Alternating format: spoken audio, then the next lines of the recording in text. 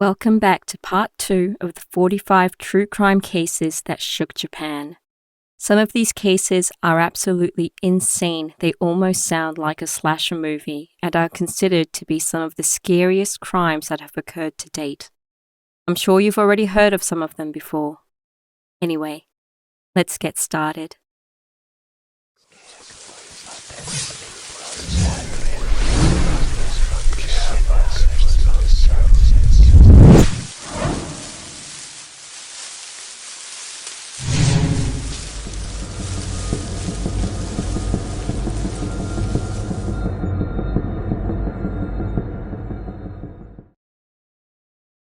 Number 20. From 2007 to 2009. Kanae Kijima had multiple relationships with men and killed them by making it look like they committed suicide by carbon monoxide poisoning. She was convicted of 3 counts of murder, but there is a possibility that she was responsible for 3 more. She had stolen money from each of them and is believed to have taken upwards of 10 million yen or approximately $7 million. She was sentenced to death, but as of 2021, she's still awaiting her execution. In the meantime, she has gotten married 3 times while in prison. Number 19. February 23rd to 25th, 1988. Nagoya City, Aichi Prefecture. 2 girls and 3 boys, all considered minors, and 1 adult male killed a couple after stealing, assaulting, and gang raping a girl. The female victim was 20 years old and her boyfriend 19 at the time of the murder. The group of 6 assaulted them with wooden sticks shaped like katanas. Sticks like these are used in the Japanese sport kendo. Afraid of getting caught, 2 of the boys strangled the 19-year-old male to death the next day on the 24th, and on the 25th killed the girl using the same hand. They were all arrested, but only 2 of them, aged 17 and 19, were sentenced to life in prison. Number 18. March to May, 1971. Kiyoshi Okubo and killed 8 women in a span of 2 months. His mother was half Russian, making him quarter Russian, and was bullied as a child because of his mixed race. He was the 7th child out of 8. He had 2 brothers, but one of them died when he was an infant, and because his parents didn't like his other brother's attitude and personality, Kiyoshi was doted on a lot by his parents. In 6th grade, he took a little girl into the rice fields and stuffed rocks into her. When he was questioned about it, his mother stepped in to defend Kiyoshi. On July 12, 1955, he raped a 17-year-old high school girl and was sentenced to 1 year and 6 months in jail, but was given a 3-year suspended sentence. In Japan, if you can get through the suspended sentence without doing anything illegal again, the original jail sentence is pardoned, albeit the criminal conviction going on your record. Kiyoshi, however, goes on to rape another woman on December 26th of that same year, thereby receiving a total of 3 years and 6 months in jail. After being released, he's sentenced to another 3 years and 6 months after raping a 16 and 20-year-old in 1966 and 1967. At this time, he had a wife and 2 kids. After being released, he tried to go back to his wife, but it was impossible, and it was then that he lost hope for his future and decided to go on a killing spree. His first victim was on March 31st, 1971. This was the beginning of his spree. He drove an average of 170 kilometers every day for a month and a half and tried to pick up about 150 different women. Only 30 of them entered his car, and he had sex with 10 of them. 8 of these women were also killed, their ages ranging from 16 to 21. Only 1 of these women was actually raped, and the rest were consensual. He was executed by hanging on January 22, 1976, only 2 years and 10 months after being sentenced to death. Number 17. July 25th, 1998. Wakayama Prefecture. There was a local summer festival held where 37-year-old Masumi Hayashi poisoned the curry being served there with at least 1,000 grams of arsenic, enough to kill over 100 people. Arsenic poisoning shares features with other heavy metal poisonings including mercury and lead. A person can show signs of arsenic poisoning within 30 minutes of high levels of exposure. These include abdominal pain, nausea and vomiting, diarrhea, and shortness of breath. 67 people were poisoned and 4 of them died. The victims' ages ranged from 10 to 64 years old. Hayashi's husband was a termite exterminator and she had access to the arsenic used. She was also charged with insurance fraud and 3 other attempted murder charges. Although she pleaded innocent, she was sentenced to death in 2002. On June 9, 2021, her 37-year-old daughter jumped to her death from the Kansai airport bridge. She had her 4-year-old daughter with her. Back at home, her 16-year-old daughter was also found bludgeoned to death with long-term suspicion that she was being abused by the parents. The father was found on the side of a road after an apparent suicide attempt. Masumi Hayashi has tried to appeal her sentence 3 times, but all have been denied and she is still on death row. Number 16. January 26, 1948. 16 people aged 8 to 49 years were led to believe that there was a case of dysentery going around and to drink some medicine to avoid getting sick. As a result, 12 of them died and cash and checks were stolen from the Tekoku Bank, the present-day Mitsubishi Bank. Sadamichi Hirasawa, an artist, was arrested for the crime. He continued to stress his innocence the entire time and attempted suicide 3 times while incarcerated. He was sentenced to death and died when he was 95 years old due to pneumonia. Number 15. July to September 2016. Kanagawa Prefecture. This is an angel of death case where a nurse, 31-year-old Ayumi Kuboki, was convicted of killing 3 patients and for the attempted murder of 5 others at Oguchi Hospital. In September of 2016, when one of the patient's conditions suddenly changed for the worst, a nurse knocked over the IV bag. It was at this point that the contents inside started to bubble, and it was discovered that it had been tampered with. Diametol, a cleaning agent, was found within the patient's IV drip bags. Apparently, being slowly poisoned by this substance is very painful. A patient that died 2 days prior in the same room was immediately tested and the results came back positive for diametol poisoning. The investigators looked at the 50 bags of unused IV drips and found small holes in 10 of them.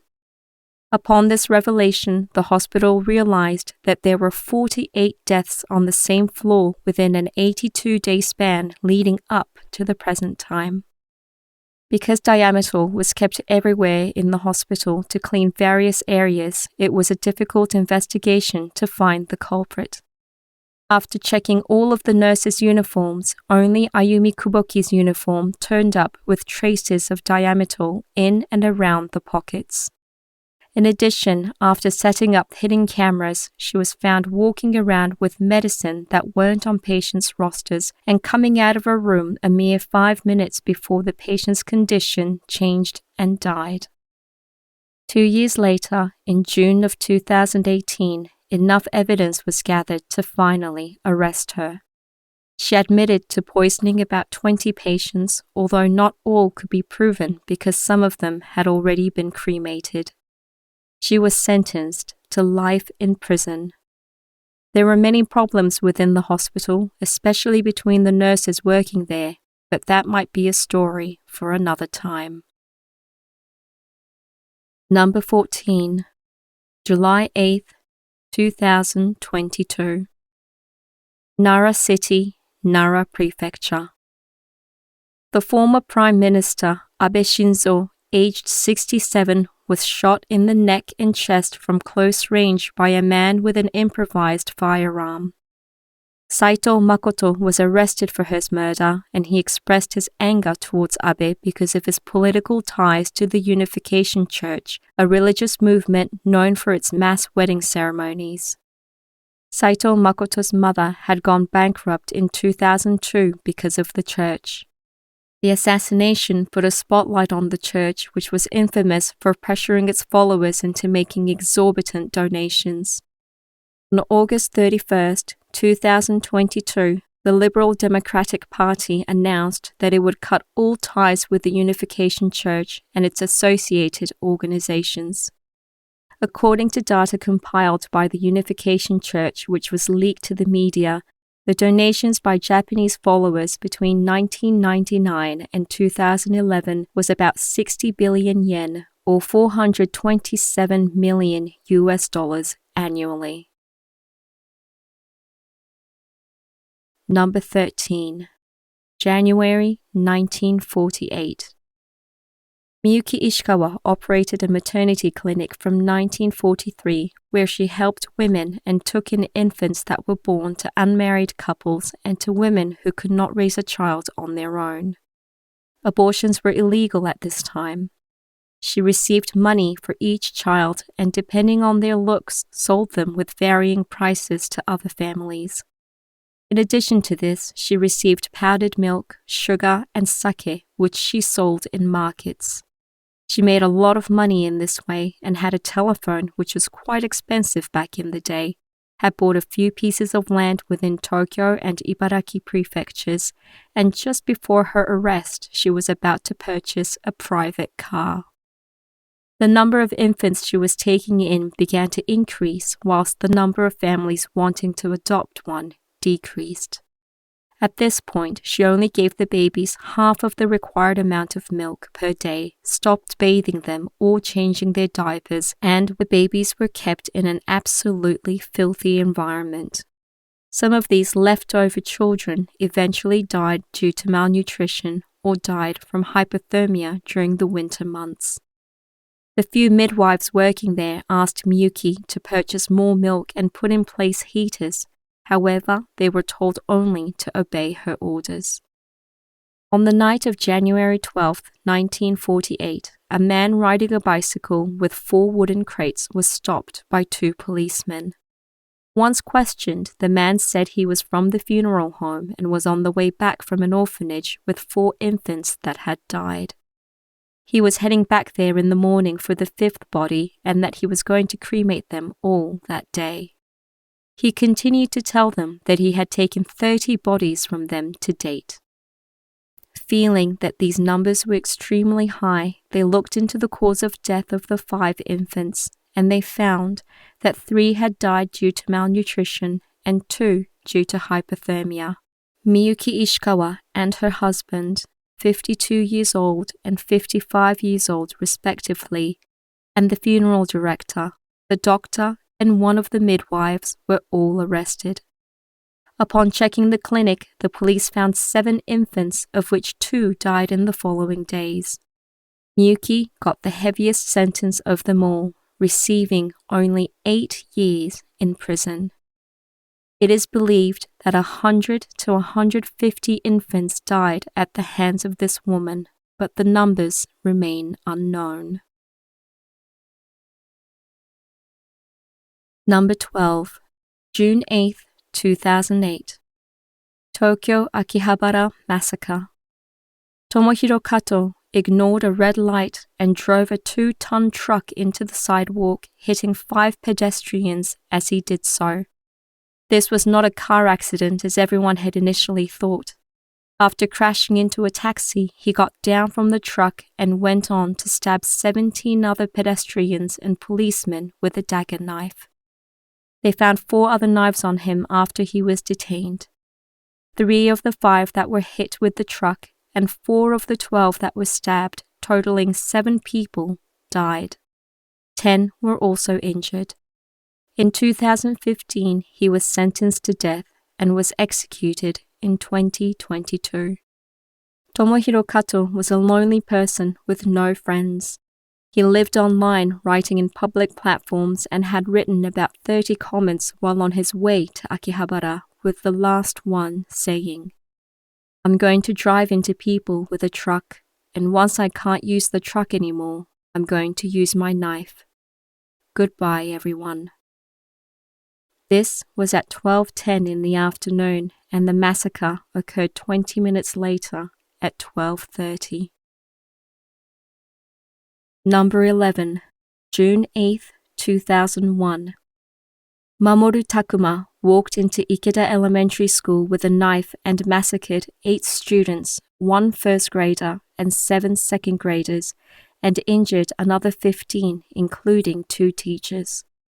The reason was none other than to pay his 3rd ex-wife back. He had a large amount of debt and in addition was asked to pay for her rent. Upon contemplating many scenarios of mass destruction, he decided to target easy victims and let his name be known to the world so that she could suffer as someone who was once connected to him. It took 15 minutes until he was tackled and stopped. He did not try to fight back. Once questioned, Takuma said that if he killed as many elite and rich kids as possible, he was sure to get the death penalty. In 2003, he got what he asked for and was executed in 2004. While incarcerated, he married a woman who was a fan and was exchanging letters with another woman who had professed her love for him.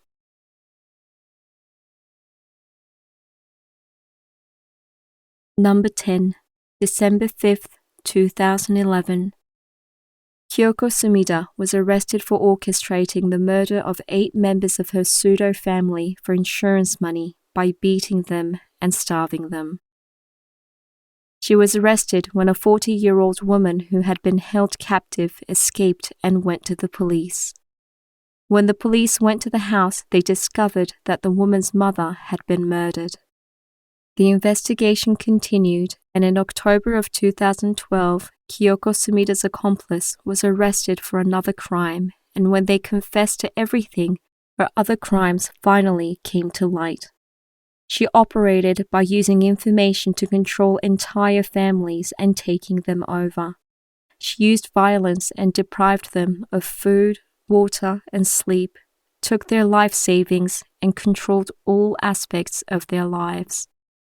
Furthermore, she forced adoptions and marriages between unrelated individuals, thereby building her family unit. Kyoko herself remained tight-lipped about her life and what she had done, and committed suicide in December of 2012 whilst in jail. Number 9, October 30th, 2017. Zama City, Kanagawa Prefecture. What started as a search for a missing woman aged 23 turned into something much more. When police went to Takahiro Shiraishi's house, they found the remains of 8 other women and 1 man. The man was dating the first woman and came looking for her, so Shiraishi killed him too. They are all believed to have been killed and dismembered in his apartment between August 22nd to October 30th. In 2020, he was sentenced to death. The victims ranged from 15 to 26 years old, and he had raped all 8 women and stolen money from all 9. You might have heard of this story. In other countries, he is known as the Twitter killer or the SNS killer because he used Twitter to find women who wanted to die. He had multiple accounts and met most of the women this way. On one account, called the Samurai of Hanging, he tweeted various ways in which one could kill themselves, and he proactively sent private messages to accounts that tweeted, "I want to die." He told them he could help them kill themselves and to not tell their friends and family anything. The older brother of the last victim helped find Shiraishi, and he was finally stopped. Number 8, December 7th, 1988. Hisayama, Fukuoka Prefecture. A group of 5 miners aged between 16 and 19 stole a car from a 20-year-old hard-working man and kept him hostage, beating him and eventually killing him by pouring gasoline and lighting him on fire. While being held captive at the 16-year-old's house, the man slipped away. However, the group of boys found him along the road and forced him back into the car. The leader of the group was a 19-year-old and had been arrested multiple times prior to this incident. Upon getting the man back into the car, his anger escalated and he punched him in the face relentlessly. It was after this that they decided to kill the man so that they don't get caught. They drove to Kanda City thinking to throw the victim into the harbor to let him drown. But no matter how hard the kids tried to drop him into the water, by bashing his hands with a bar and throwing the spare tire at him, the victim held onto the concrete ledge with unbelievable strength. They had to abort this plan when they saw a boat approaching from afar. They eventually took him to the Inunaki Tunnel, which is considered one of the most haunted places in all of Japan, where they finished what they started. In order for all of them to have a hand in the murder, each one had a separate role when it came to pouring gasoline on him and lighting him on fire. Before this final horrendous act, the victim managed to run away a second time into the mountains. Unfortunately, he believed the boys when they said they would stop and take him back home, and he came out of hiding, after which the boys recaptured him and bound his hands and legs so he couldn't get away anymore. The leader was handed a life sentence, while the other 4 were given 4, 5, 8, and 10 years in prison. If you would like to know more about this case, I covered it in detail in one of my previous videos about the Inunaki Tunnel. I'll post the link at the end of this video. Number 7. July 26, 2016. Kanagawa Prefecture.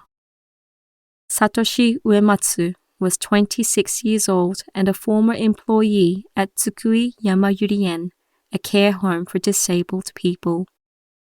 On July 26th at 2:38 a.m., he went into the building by breaking a window with a hammer and proceeded to kill 19 people and injured another 26 with a knife.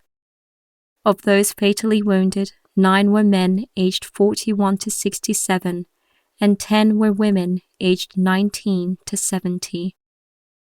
Most victims were found in their bed, so Uematsu went from patient to patient, stabbing them while they slept. After the spree, he went to the Tsukui police station and handed himself in and was arrested on the spot. 2 knives were found inside the facility, and he had another 3 on him. He tied the workers using cable ties, but fortunately, one of the patients cut one of them free, which police believe aided in mitigating what could have been a much worse outcome. Uematsu had planned to massacre many more people, but when an employee up on the 2nd floor realized what was happening, he locked himself into a room. Uematsu was afraid the police were being called, so he fled from the scene. When questioned, he told the police he had a grudge against the facility because he was made to quit. However, there is a more sinister truth to his motive. He had sent a letter to the Speaker of Japan's lower house of parliament in which he threatened to kill hundreds of disabled people and outlined a plan for attacks against Tsukui Yamayurien and another facility. He also wrote that killing the disabled would be for the sake of Japan and world peace. He was handed the death sentence in 2020. Number 6, December 17th, 2021. Osaka. At 10:20 a.m., there was a call saying that there were flames coming out of the 4th floor of the Dojima North building. It was a case of arson that killed 27 people and injured 1. There was a mental health clinic on the 4th floor, and the victims included the patients and the head doctor. Among those that died was the arsonist, 61-year-old Morio Tanimoto. 24 victims were found deceased within the building, all from carbon monoxide poisoning, and another 3, which included Morio Tanimoto, passed away a few days later due to their injuries. When investigators searched his home, they found news clippings of the Kyoto animation arson attack that occurred in 2019, which is the next case on this countdown. It led them to believe he might have been influenced by it.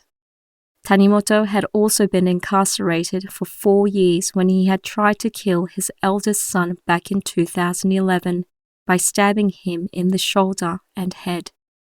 Luckily, the son managed to get away. Number 5. July 18th, 2019. Kyoto.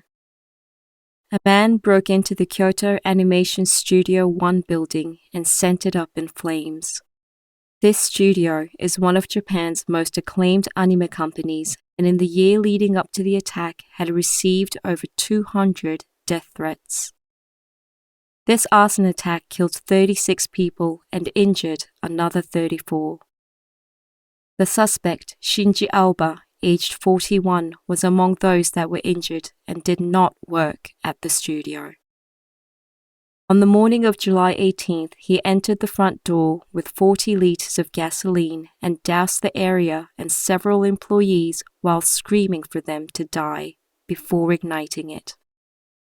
He attempted to flee after lighting himself on fire, but was apprehended by the police.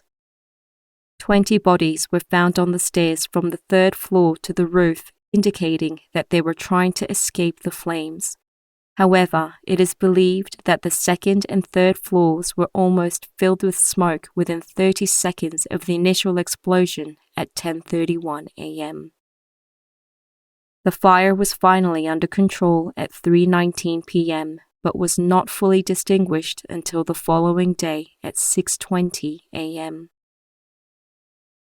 The building did not have any sprinklers or fire extinguishers because it was classified as a small office building, and there was no security system in place, so the entrance was always left unlocked during business hours. At least 20 of the victims were female, as the company was known for hiring female animators, and most victims had died a painful death due to burns instead of carbon monoxide poisoning like in the previous case. As Aoba was being taken to the hospital, he admitted to starting the fire and accused the studio of plagiarizing his novels. He had sent a draft novel to the studio, but it did not pass the first stage assessment and was forgotten. And there were no works that resembled his novel in any way, shape, or form. Prior to this, he had been in jail for 3.5 years after robbing a convenience store at knife point. His trial is still ongoing and is scheduled to end on January 25th, 2024. Number 4. 1932 to 1933. Meguro, Tokyo.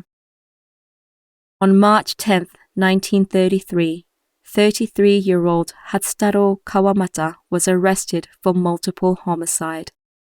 On March 1st, a 2-month-old boy was found strangled to death, wrapped in a cloth, and left in an empty lot, what is now a beautiful park called Saigoyama Park. Abortion was illegal at this time, and there were many babies being born due to unwanted pregnancies, extramarital affairs, and women getting pregnant outside of wedlock. Those who wanted to adopt a baby could do so, and the parent of the infant had to pay the adoptive parents some money.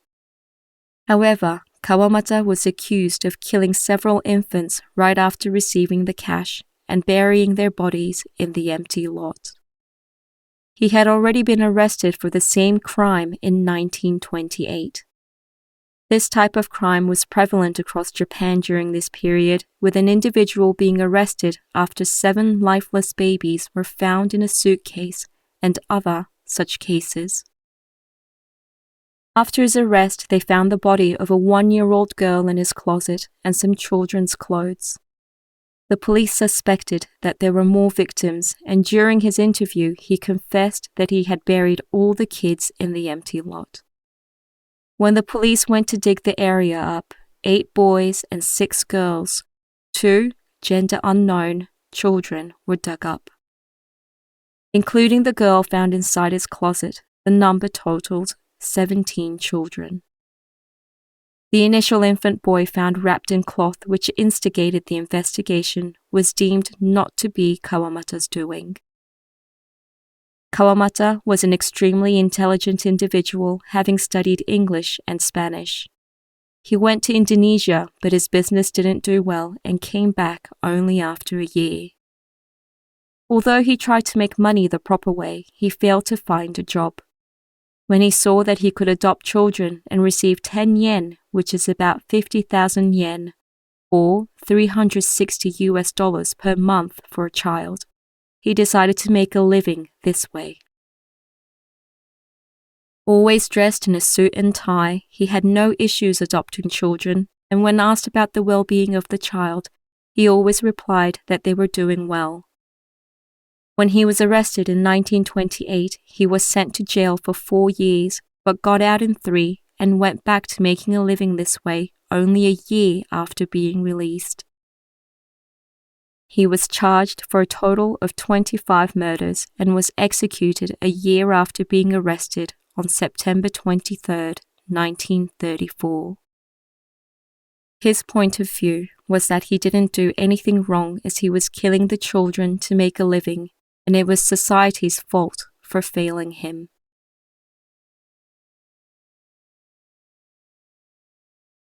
Number 3. May 21st, 1938. Okayama Prefecture.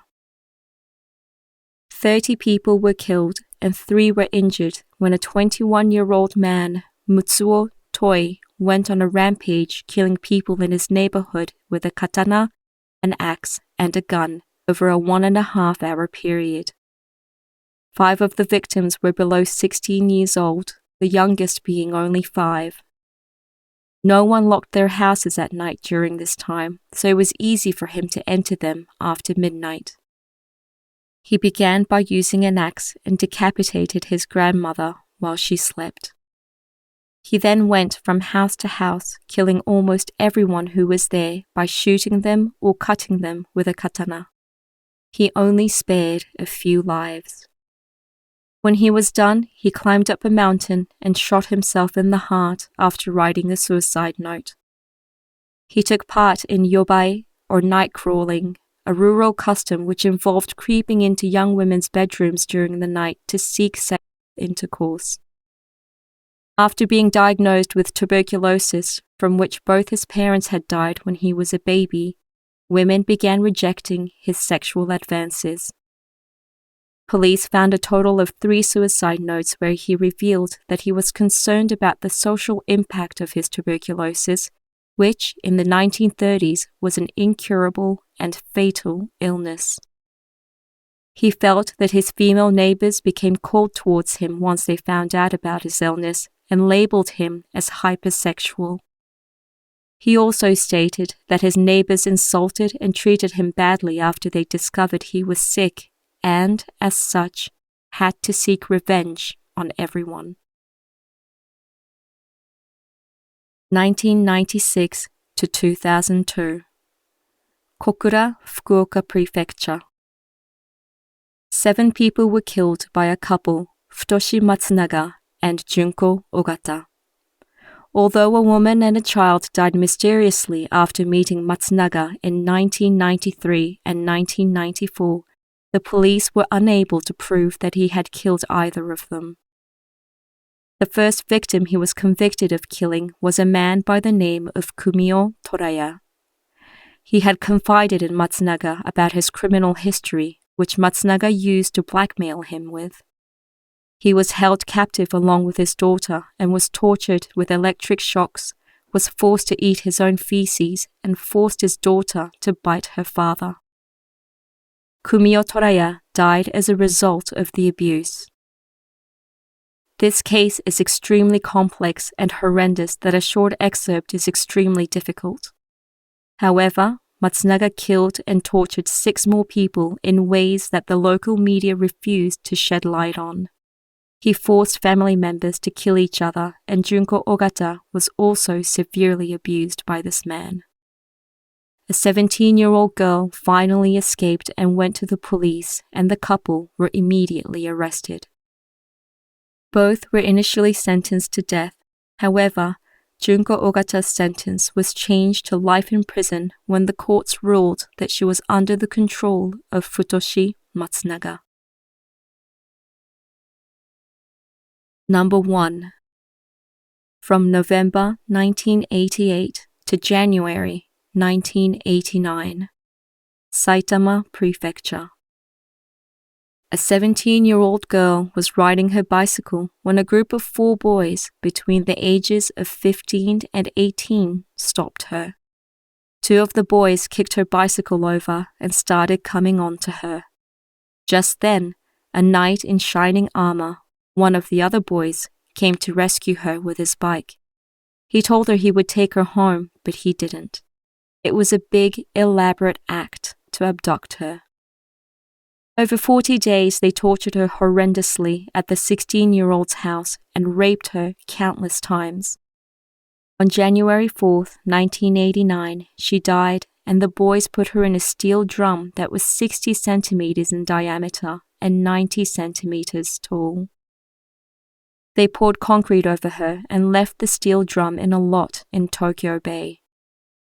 You might know which case I'm talking about now, because this case shook not only Japan but the entire world due to its heinous nature. The victim's name was Junko Hirata. She was 165 centimeters tall, so she was put into the steel drum in a crouching position, and her hair was poking out of the concrete when she was found. Investigators had a difficult time getting her body free from the cement, but once she was, some of them had to turn their heads because of the state she was in. Her family could not tell whether it was Junko or not, and because she had been beaten so badly, her entire body was black due to bruising. Although only 4 boys were arrested, more than 10 others had also raped her during her 40 days of torture. The boys' parents had seen Junko multiple times, but they did nothing because they were afraid of their son. The mother tried to avoid her and only told her that she should go home soon. The father, on the other hand, teased his son, asking whether she was his girlfriend, and did nothing else. Junko Furuta was not only raped but sexually violated with objects, forced to perform obscene and humiliating acts, on top of being beaten relentlessly, and burnt. Her body finally gave up sometime after 2 hours of never-ending violence on January 4th. The 18-year-old was given 20 years in prison and was released in 2009. The 17-year-old received a 5 to 10-year sentence and was released on August 3rd, 1999. The 15 and 16-year-old received 5 to 10 years each. 3 of them have committed further crimes and have been jailed a second time, while 1 has apparently become a hikikomori. Hikikomori syndrome is a form of severe social withdrawal, and it has been frequently described in Japan and characterized by adolescents and young adults who become recluses in their parents' homes, unable to work or go to school for months or years. It can carry on into adulthood, and they can eventually die, all alone, their bodies not being discovered until months later. All have changed their legal names, and no current photos nor their whereabouts is known.